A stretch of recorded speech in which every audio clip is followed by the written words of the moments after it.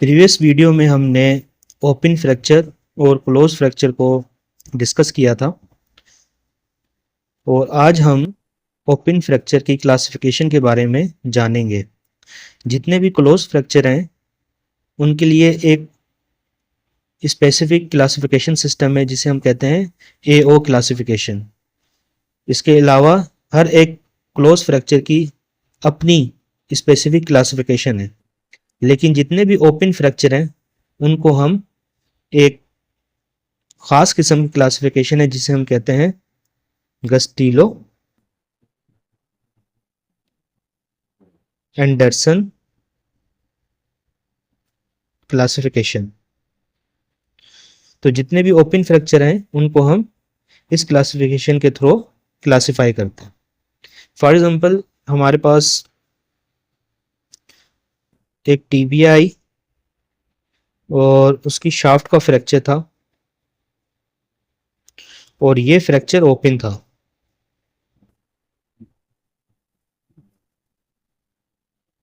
ठीक है, अब इसको क्लासिफाई करने के लिए ओपन फ्रैक्चर को कौन सी क्लासिफिकेशन इस्तेमाल करेंगे? Gustilo classification. तो ये हमारा फ्रैक्चर है ओपन फ्रैक्चर। ठीक है, Gustilo Anderson classification is used for open fracture. तो इसके कुछ क्राइटेरिया हैं। सबसे पहले तो हम इसकी क्लासिफिकेशन देखते हैं कि इसकी टाइप्स कितनी हैं। इसकी 3 टाइप्स हैं, टाइप 1, टाइप 2, टाइप 3। अब जो टाइप 3 है उसको फर्दर 3 हिस्सों में डिवाइड किया गया है, 3A, 3B और 3C। अब इनको किस पैटर्न के थ्रू क्लासिफाई किया गया है वो पैटर्न हम यहाँ लिख लेते हैं। कौन कौन से पैटर्न है? तो सबसे पहले हम देखेंगे कि मैकेनिज्म ऑफ इंजरी क्या है। ठीक है, जो इंजरी हुई है ओपन फ्रैक्चर में वो माइल्ड वेलोसिटी है या मॉडरेट वेलोसिटी है या हाई वेलोसिटी इंजरी है। अगर वो है लो वेलोसिटी इंजरी तो वो टाइप 1 में चला जाएगा।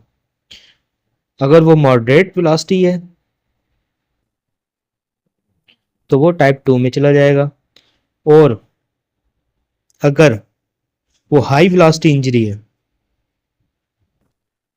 तो ऑटोमेटिकली 3 के में चला जाएगा। High velocity injury comes under the category of 3A B C। जो सेकंड क्राइटेरिया है इसका वो है वुंड साइज, कि वुंड का साइज कितना है। जो टाइप 1 है उसमें wound size less than 1 centimetre होता है। ठीक है, टाइप 2 में greater than 1 centimetre up to 10 centimetre या लेस देन 10 सेंटीमीटर। और जो टाइप 3 है इसमें मोर देन 10 सेंटीमीटर होगा। तो कोई भी ऐसा फ्रैक्चर जो ग्रेटर देन 10 सेंटीमीटर ओपन हो वो ऑटोमेटिकली 3 की हेडिंग में चला जाएगा। फिर हम देखते हैं कि कंटामिनेशन कितनी है। जो ओपन फ्रैक्चर हुआ है उसमें कंटामिनेशन कितनी हुई है।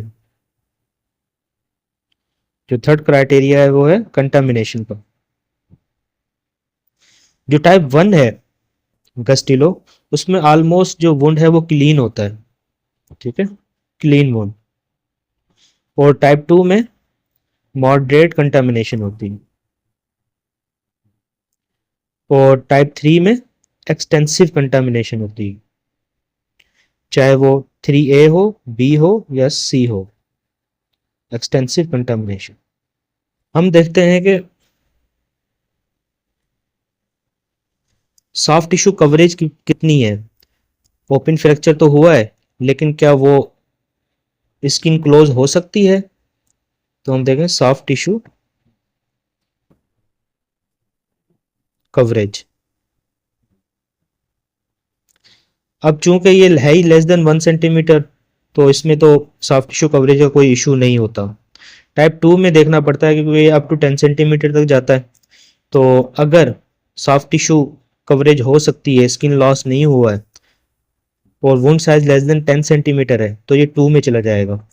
और इन केस अगर सॉफ्ट टिश्यू कवरेज नहीं है तो टाइप 3B, जो टाइप 3B है और C है, इसमें एक्सटेंसिव सॉफ्ट टिश्यू डैमेज होगा, एक्सटेंसिव सॉफ्ट टिश्यू लॉस होगा। तो soft tissue coverage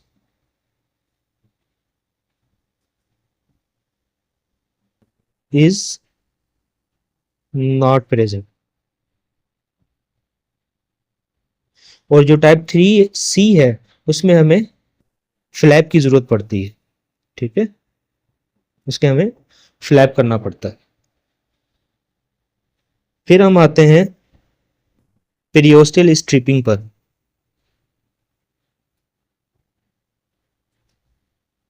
periosteal striping, अब 1 और 2 में इशू नहीं होता, 3A में भी पेरियोस्टल स्ट्रिपिंग नहीं होती, तो इसमें कोई इशू नहीं है, 2 में भी कोई नहीं है, 3A में भी कोई नहीं है। सॉफ्ट टिश्यू स्ट्रिपिंग कहां पर प्रेजेंट होती है? 3B में।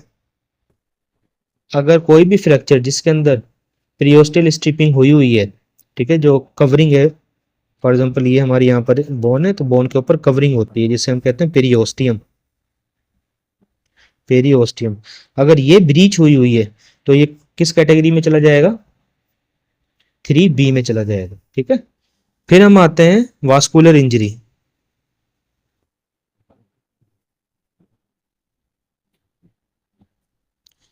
अगर फ्रैक्चर के साथ वास्कुलर इंजरी प्रेजेंट है तो ऑटोमेटिकली वो फ्रैक्चर किस में चला जाएगा? 3C में। वास्कुलर इंजरी कहां प्रेजेंट होती है? 3C में।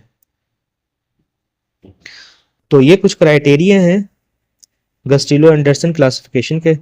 सबसे पहला क्राइटेरिया एनर्जी का है कि हाई वेलोसिटी इंजरी है या लो वेलोसिटी इंजरी है। 1 में लो होगी, 2 में मॉडरेट होगी, और हाई वेलोसिटी इंजरी है तो 3A, B या C के अंदर चला जाएगा। इसी तरह वुंड साइज देखेंगे हम, अगर लेस देन 1 सेंटीमीटर है तो 1, 1 to 10 सेंटीमीटर है तो 2, अगर 10 सेंटीमीटर से ज़्यादा है तो वो 3 कैटेगरी में चला जाएगा। फिर कंटामिनेशन देखेंगे हम, 1 में क्लीन होता है वुंड नॉर्मली, 2 में मॉडरेट कंटामिनेशन होती है, और 3 में एक्सटेंसिव कंटामिनेशन होती है। फिर आता है soft tissue coverage. Soft tissue coverage 3A तक प्रेजेंट होती है।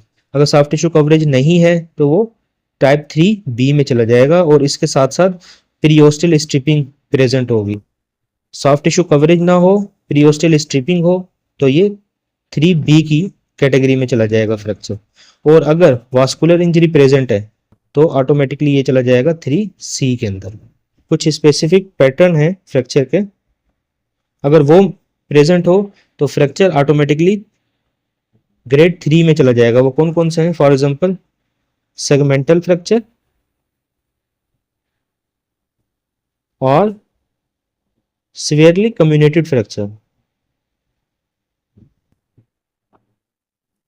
सीवियरली कम्युनिकेशन इज प्रेजेंट, ठीक है।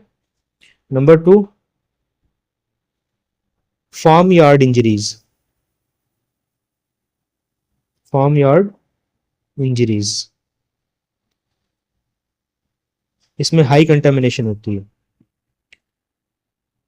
उसके बाद फायर आर्म इंजरीज, ठीक है। फायर आर्म इंजरीज जो है वो हाई वेलोसिटी इंजरीज होती हैं, तो इसलिए हम इसको कैटेगरी 3 में रखते हैं। और फिर हमारे पास आता है एक्सटेंसिव सॉफ्ट टिश्यू डैमेज, जो कि हम ऑलरेडी डिस्कस कर चुके हैं। सॉफ्ट टिश्यू कवरेज कहां पर प्रेजेंट नहीं होगा? 3B में और C में। Extensive soft tissue loss. So this is all about Castillo and Anderson classification system. अगर इसके बावजूद भी आप लोगों को समझ नहीं आया तो काइंडली नीचे कमेंट करें और अपना क्वेश्चन ड्रॉप करें। इंशाल्लाह जितनी जल्दी पॉसिबल होगा हम आपके क्वेश्चन का आंसर देंगे।